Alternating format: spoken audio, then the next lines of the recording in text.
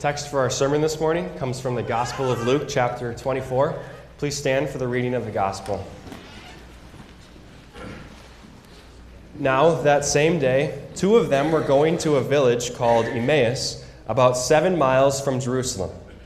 They were talking with each other about everything that had happened. As they talked and discussed these things with each other, Jesus himself came up and walked along with them, but they were kept from recognizing him. He asked them, "What are you discussing together as you walk along?" They stood still, their faces downcast. One of them, named Cleopas, asked him, "Are you the only one visiting Jerusalem who does not know the things that have happened there in these last days?" "What things?" he asked. "About Jesus of Nazareth," they replied.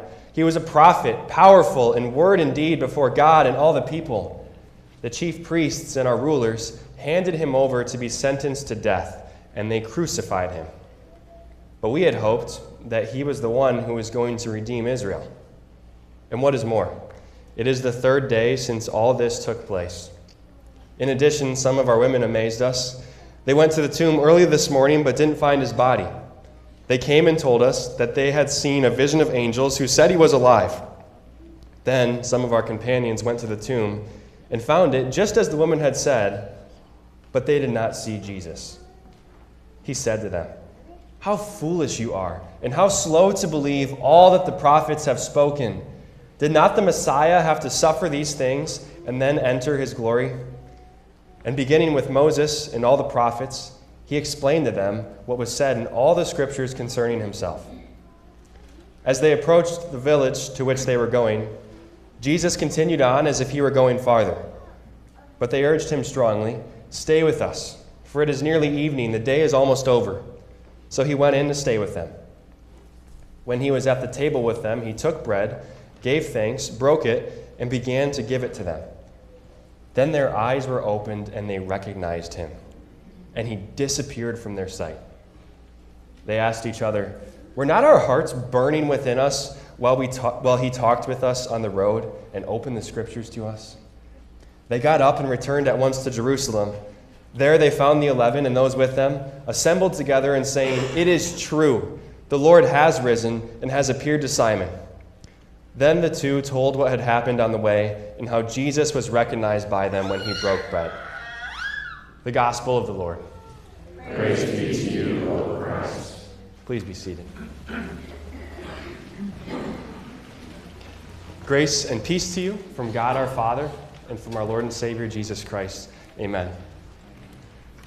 So here we are today at Hope Lutheran Church. But what really is hope? Hope, in reality, is the worst of all evils because it prolongs the torment of man. At least that's what a philosopher named Friedrich Nietzsche said about hope. But is he right? If you're hoping for something, there's really only one of two outcomes. Either your expectations are met and you get to experience the joy of having your hopes met, or you're let down. What you're hoping for doesn't happen, and you experience a moment of extreme disappointment. You could say the more hope you have, the more disappointment you could experience. That's exactly where these two disciples were, because death was still sinking in for them. It was a Sunday, and the Friday just before that, Jesus had died. And when Jesus died, so did their hopes. So with death fresh in their mind and all hopes lost, they start to make this journey home to their village called Emmaus on the way back from Jerusalem. But as they're walking along, suddenly Jesus is walking right along with them, but in a miraculous way, they don't recognize him. And so, not being recognized by them, Jesus asks them why they look so down. They kind of stop, and they probably looked at him like he was crazy. "Don't you know," they said, "don't you know about Jesus and everything that has happened to him in the last few days?" But as they continued to share why they were down with Jesus, the real heart of their problem came out. They say, "We had hoped that he was the one who was going to redeem Israel. There's that hope again. There's that hope that led them down this road in disappointment. But here's the problem. They were hoping for the wrong thing. What they wanted from Jesus was some sort of revitalization of the kingdom of Israel so that they could have power again. They wanted the redemption of Israel to look like a peaceful and tranquil life for the Israelites. They wanted a redemption that would make their lives easy. What have you been hoping for lately? What sorts of things are you hoping that Jesus will do in your life? Maybe there's a sickness, whether it's you or it's somebody you love, and you've just been hoping for some good news about it. Maybe there's a relationship in your life, or maybe multiple, that are broken, and you're just hoping that someday soon it's all going to return to normal again. Maybe you've just been hoping for a while that life will start to slow down. Maybe you'll have less stress. You won't have to work as much. You won't be as busy. Maybe you're hoping that someday soon life is just going to be a little bit easier. But are we hoping for the wrong things? First, let me be clear. It is not wrong to hope for any of these things. In fact, it's these sort of things that Jesus wants us to pray about. But what about when these things don't happen? What about when the only news about that sickness is bad news? What about when that broken relationship just continues to become more and more distant? What about when life doesn't slow down, the stress just builds day after day, and life gets busier? What about when Jesus doesn't bring you the kind of redemption that you're hoping he'll bring? That's the problem the disciples were dealing with. And the thing is, they actually remembered that Jesus had said that he would be raised from death on the third day. But now, it's evening on Sunday, and they still hadn't seen Jesus. They thought that if Jesus was alive, they would have seen him by now. So when their Sunday didn't go how they expected it to go, they lost all hope. But just as soon as they shared their lost hope with Jesus, he made himself known to them. But the thing is, he doesn't even let them see him with their eyes yet. Instead, he makes himself known by explaining the scriptures to them. He takes the whole Old Testament and he points them to where their hope should be. He pointed them to the Old Testament to show them that it wasn't about a Savior who would make Israel this great political power in the world, but it was about a Savior who would bring life and salvation to all of God's people and to all who believe in him. He showed them that the Old Testament was full of prophecies that were all about Jesus and that were fulfilled by him.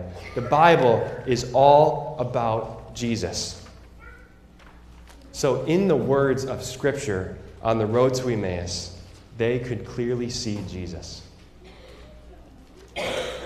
But then as they arrive at the village and it looks like Jesus is going to keep walking, they invite him. In fact, they kind of beg him to stay with them and eat with them because the day was pretty much over. And it was then that they finally recognized him. Because what Jesus does at dinner with them is he took the bread and he gave thanks and he broke it, which was something the host of a dinner would do, even though Jesus was the guest. And so as they see Jesus act as the host of the dinner, they recognize him.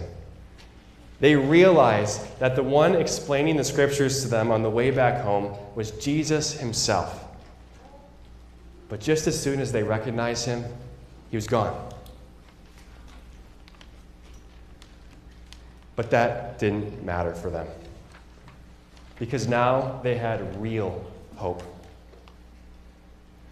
In a way, it actually made sense before that they'd lost hope, because they were hoping that Jesus would be raised from death on the third day, and when that didn't happen, at least that's what they were thinking, they lost all of their hope. Because a dead Savior isn't worth putting your hope in. In fact, a dead Savior would mean that Jesus' life meant nothing. A dead Savior would mean that everything the Bible says is false. A dead Savior wouldn't really be a Savior at all. If Jesus was still in that grave today, then what Nietzsche said about hope is exactly right. That it's just an evil that prolongs the torment and that it's not worth having. But we do not have a dead Savior. There's no doubt. Jesus was really dead. But there's also no doubt that Jesus is really alive. And we know that because he appeared to these 2 disciples on the road to Emmaus. They saw him with their eyes, and they were fully convinced at what they'd seen. And then Jesus appeared to the 11 disciples and proved to them that he was actually living. And then over the next 40 days, Jesus appeared to 500 people and showed them that he was not a dead Savior, but he was the Savior who walked out of that tomb alive.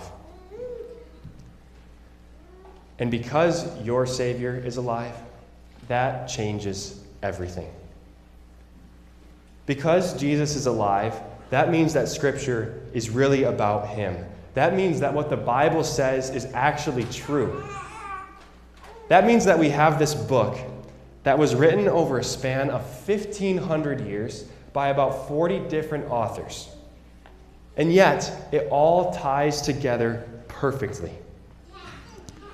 So God gives us his word, written down so that we can see Jesus. Jesus isn't invisible to us.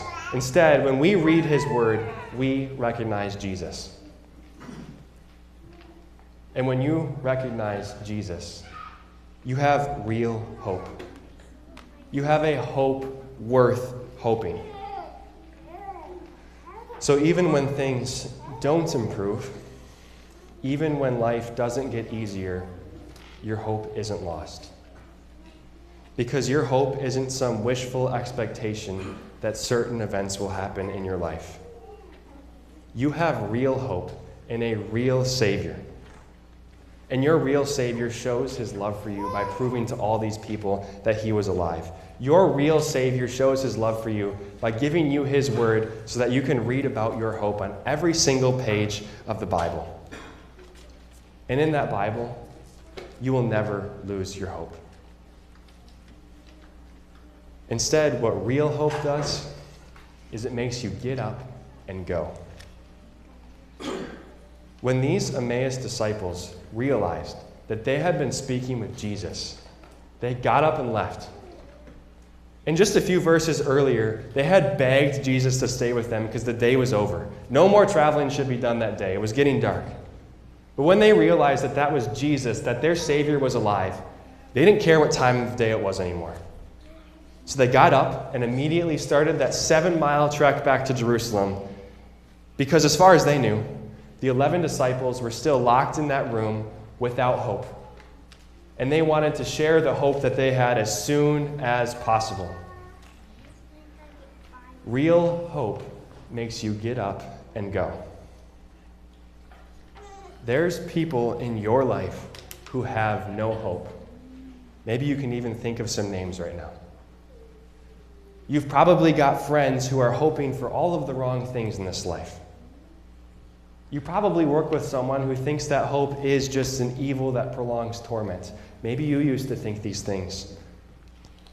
But you have seen Jesus. You know what real hope is. So get up and go and share your hope.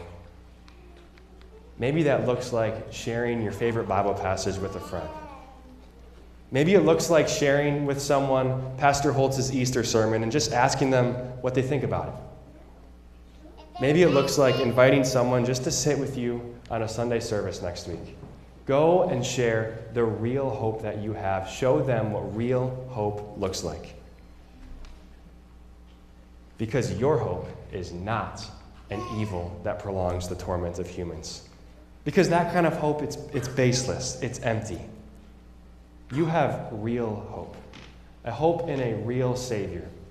A hope in a real Savior who is alive. Amen.